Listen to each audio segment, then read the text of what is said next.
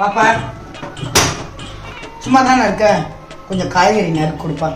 அம்மா கொஞ்சம் வேலை அதிகமாக. இங்க அம்மா வீடுன்னு வந்தாதான் நான் கொஞ்சம் ரிலாக்ஸா இருக்கிற மாதிரி இருக்குது. இப்பதான் உட்காருறேன், இப்பதான் நானும் ரிலாக்ஸா இருக்கிறேன். அங்க வீட்டுல பெங்களூர்ல எப்ப பாரு இந்த சாய்க்கும் சதீஷ்க்கும் நானே பாத்திரம் விளக்கி, நானே காய்கறி எல்லாம் கட் பண்ணி, நானே சமைச்சு, நானே வீடு. நான் பாவம் இல்லையா உங்களுக்கு?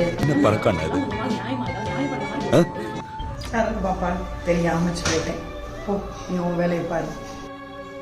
இல்ல சொல்றது வாஸ்தவமா தான் இருக்குது.